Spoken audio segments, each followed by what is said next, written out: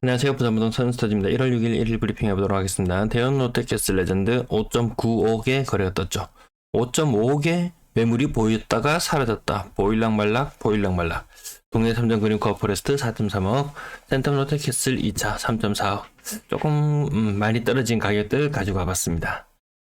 주간 실거래 지수 낙폭을 줄였다, 바닥 찍었다, 반등한다 이렇게 이야기하는데 대구와 부산의 하락률을 비교해 보시면은 야 부산 만만치 않네. 지난번 얼마인지 기억나시나요? 마이너스 0.70이었어요. 마이너스 0.06만큼 줄어들었어요.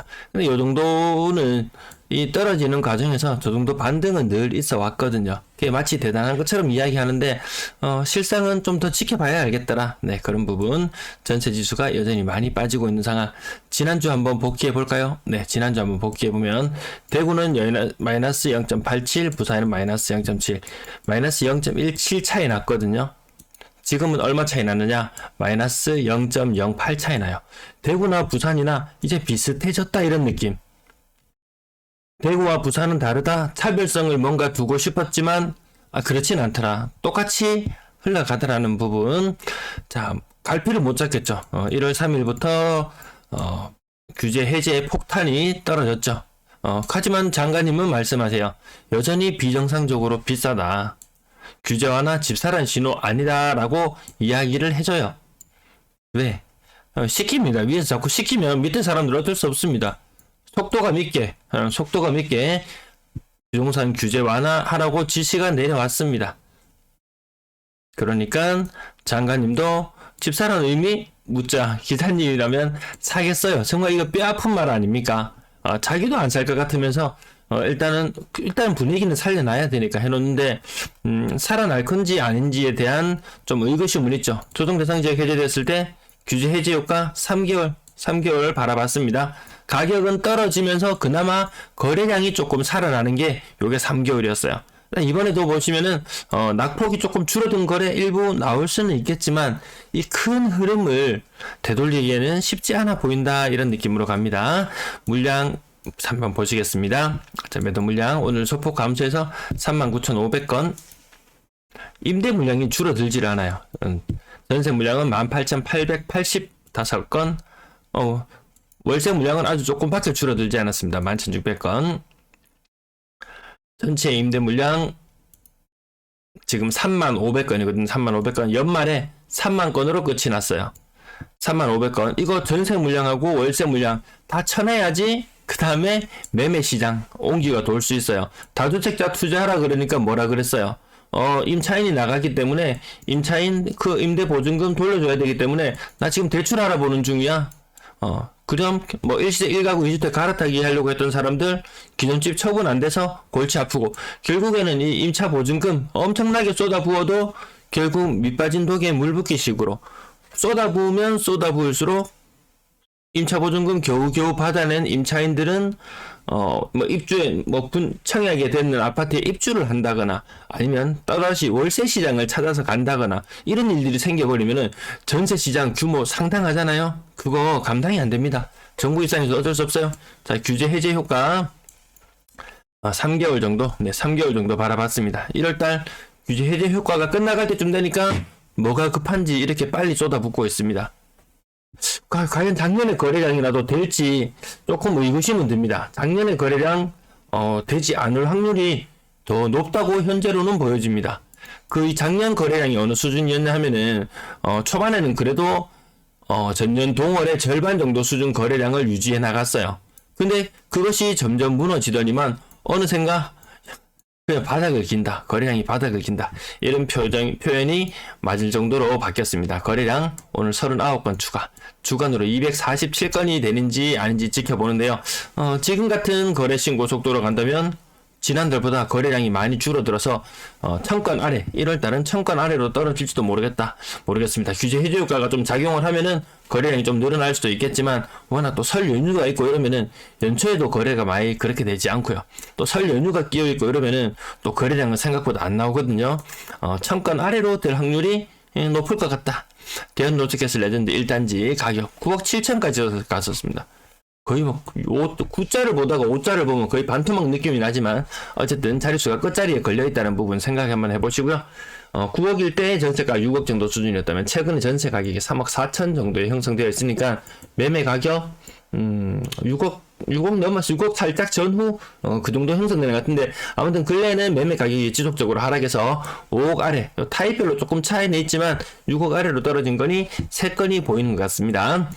잠깐 보고 올까요?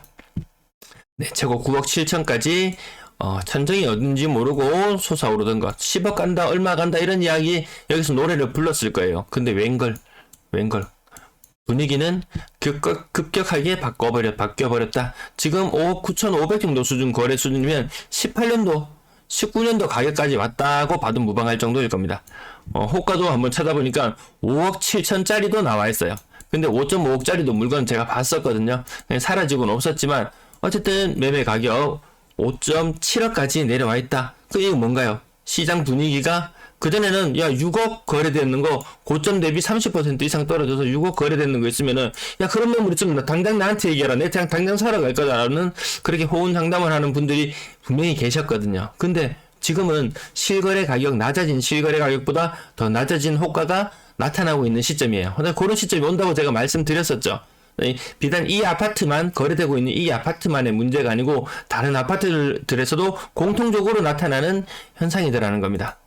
자, 온천상용 얘가 15% 이상 하락한 모습, 부산 포레나 촉 고점 대비 30% 정도 하락하는 모습, 분명히 이것도 또 말씀드렸던 부분이죠. 초반에는 저층, 1층에서 한 3층짜리 물건이 30% 정도 하락한 가격에 거래가 되다가 시간이 지나면 조금만 기다려보세요. 중층, 중고층, 로얄층도 그 똑같은 할인율로 살 수 있습니다 라고 말씀드렸는데 그런 것들이 현실화되고 있는 모습입니다.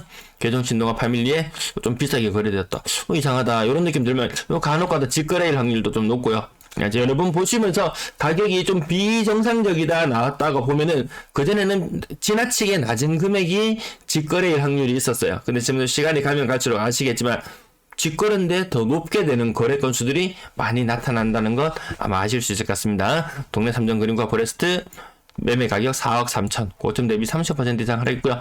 전세 가격이 2억 8천이다. 전세 가격 이것도 지금 좀 비싸게 받는 느낌. 매매 가격 4억 3천까지 떨어지고 나면 전세 가격은 2억 초중반까지 더 떨어지는 가능성도 열려 있는 것 같습니다. 자동 두산 아파트 20% 정도 하락했고요. 명지 국제 신도시 호반 베르디움 요거 8억까지 가고 이런 물건들 있잖아요. 타입이 좀 다르긴 하네요. 요 타입 치고는 근래 가격 조금 비싼 느낌? 네. 명지 엘리넷들 29평형 가격 고점 대비 30% 정도. 한 장대 매매가 전세가 거의 비슷해지는 물건들 많죠. 이런 것들이 다 문제가 된다. 지금 당장 문제가 안 되지만 지금 높은 금액에 다시 계약을 하더라도 2년 내로 또다시 위기를 초래할 수 있다. 그 2년이 무서워요. 2년. 또 싸게 들어간 사람 전세 금액 많이 못 올리는 시점까지 하면 최소한 4년은 좀 어렵지 않을까. 한번 이렇게 전례 없는 이런 큰 폭의 하락과 고금리와 그리고 낮게 형성되는 이 전세가, 낮게 형성되는 전세가 이것이 임대차 입법과 연계가 되면서 그 다음 눌러 앉아서 살게 되면은 전세가 많이 올라가지 못해요. 그러면 매매가 더 올릴 힘은 상승 여력이 좀 부족한 그런 느낌. 네, 센텀 로텍스 2차 고점 대비 거의 40% 가까이 하락하는 모습. 여기도 깜짝 놀랄 만한 거래가 40% 나타나면 초창기에는 층수가 낮아요. 초창기엔 층수가 낮지만 점점 층수가 올라갑니다. 지원 더뷰 오션 1차 35% 정도 고점 대비 하락하는 거래가 나타났고요. 부산 명지 중흥 S클래스 프라디움 가격 거의 40% 가까이 되는 한 35% 정도.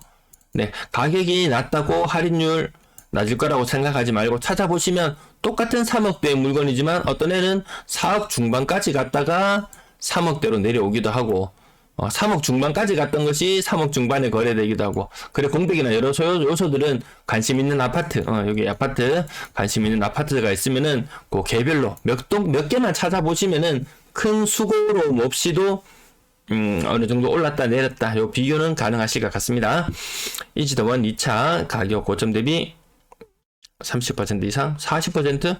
네, 그냥 40% 가까이 하락하는 모습도 보여주고요.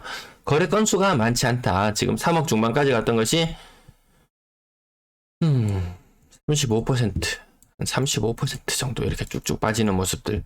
순간의 선택이 같은 금액의 돈으로 많은 것을 바꿀 수 있다라는 것.